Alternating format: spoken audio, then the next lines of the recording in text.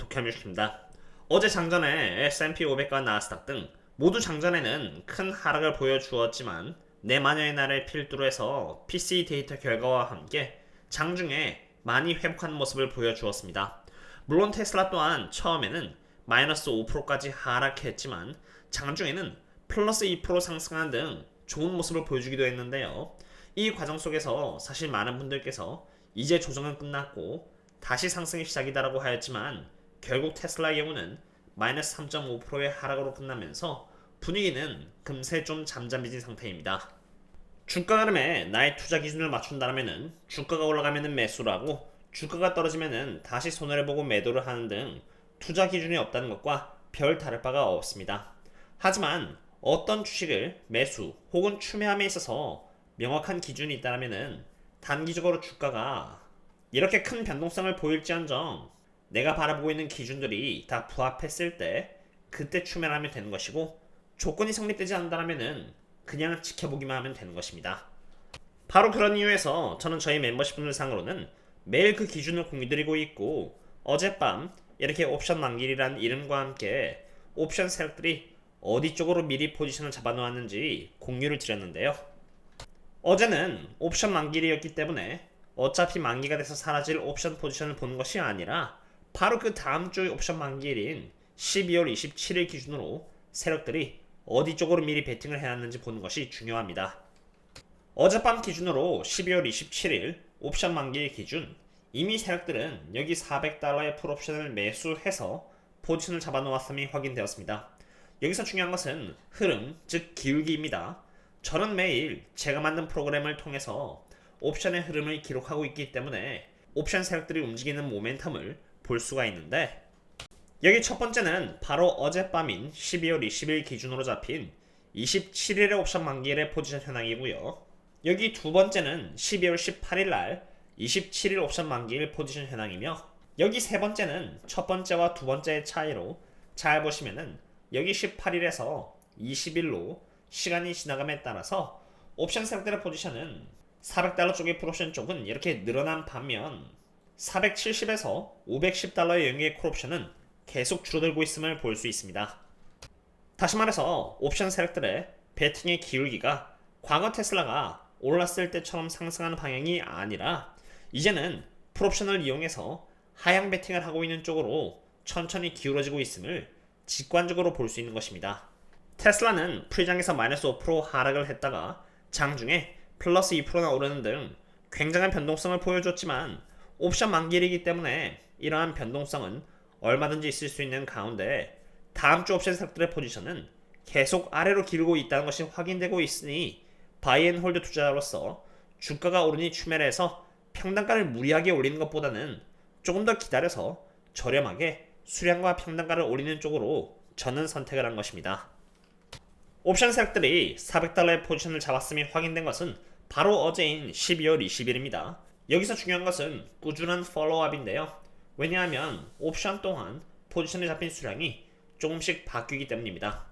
그래서 저는 일어나자마자 오늘 또한 마찬가지로 테슬라 데일리 업데이트의 일환으로 다음 주 옵션 만기일 포지션을 업데이트 드렸습니다. 어제에 비해서 400달러의 풀옵션 수량이 더 늘어나 있다면 400달러 쪽으로 갈 확률이 높아지는 것이고요. 반대로 어젯밤에 비해서 400달러의 풀옵션 수량이 줄어들었다면 확률이 줄어드는 것인데 그 부분은 제가 자세하게 여기 멤버십분들 상으로 설명을 드려놨으니 혹시라도 꾸준히 명확한 기준과 함께 투자를 하고 싶다면 여기 고정 댓글을 참고해보시면 좋을 것 같습니다. 테슬라가 지난 3일 동안 보여준 흐름 속에서 주가가 하락하는 이유는 테슬라라는 기업이 갑자기 안 좋아진 것이 아닙니다. 여기 이 차트에서 제가 주석을 하나하나 달아놨듯이 여기서부터의 상승은 갬마 스퀴즈가 터지면서 상승을 했기 때문에 갬마 스퀴즈가 결국 풀리는 과정 속에서 주가가 이렇게 조정을 받을 뿐이고 저희 경우는 주가 상승의 원인을 알고 있으니 주가가 상승했을 때 꼭대기를 갱신했을 때 추매라는 것이 아니라 갬마 스퀴즈가 결국 풀릴 것이라는 것을 알고 있기 때문에 더 좋은 추매 기회를 기다릴 뿐인 것입니다. 즉 펀더멘탈의 관계가 없는 하락은 테슬라 장기 투자에게 있어서는 수량을 아주 저렴하게 늘릴 수 있는 좋은 기회인 것입니다. 그런 의미에서 저는 갬마 스퀴즈의 상태 또한 매번 업데이트를 드리고 있는데요. 제가 어제 주가가 오른다고 할지언정 추매를 하지 않았던 또 다른 이유는 바로 콜옵션 프리미엄이 어제인 12월 20일 기준으로 여전히 71을 가리키고 있었기 때문입니다.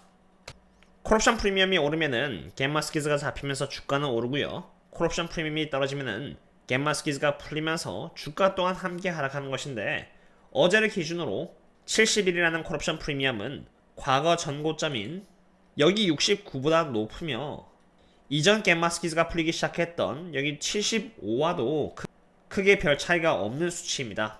과거 콜옵션 프리미엄의 수치를 눈여겨서 보시면은 여기 이렇게 75까지 쭉 올라갔다가 이렇게 풀리면서 주가 또한 함께 이렇게 하락을 했고요.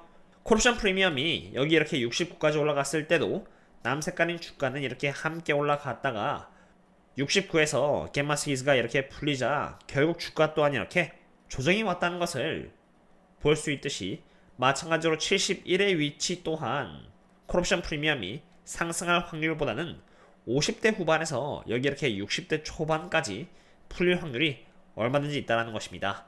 가급적이면은 주식을 저렴하게 사고 싶어하는 제 입장에서는 콜옵션 프리미엄이 풀릴 확률이 높은 여기 이러한 위치에서 이렇게 사는 것보다는 과거 이러한 위치 때처럼 콜옵션 프리미엄이 그래도 50대에서 60 초반까지 풀린 모습을 보여줬을 때가 확률적으로는 더 매력적인 것입니다.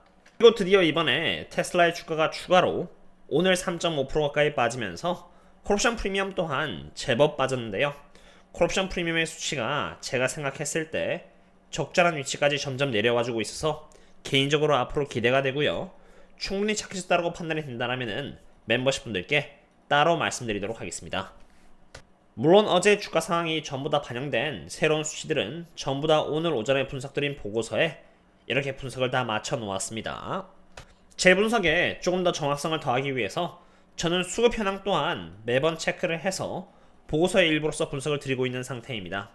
테슬라가 위치한 상태가 직관적으로 좋은 수급을 받고 있는지 아니면은 약한 수급을 받고 있는지 보여주는 데이터인데요.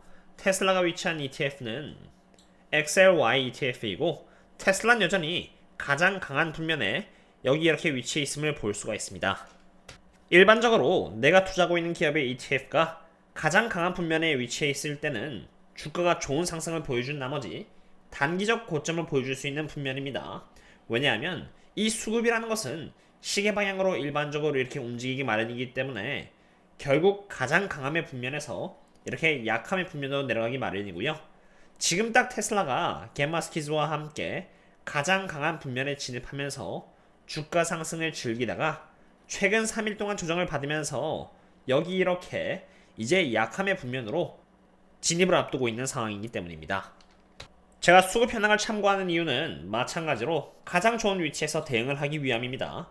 수급이 가장 좋을 때가 단기적 고점이라면은 반대로 수급이 안 좋을 때인 여기 약함 혹은 가장 약함은 단기적 저점이 될 수 있기 때문입니다. 지난번에 테슬라의 주가가 336달러였을 때가 제가 가장 최근에 추매를 했을 때인데, 그때 테슬라의 수급 상황은 가장 강함이 아닌 여기 약함에 있었고요.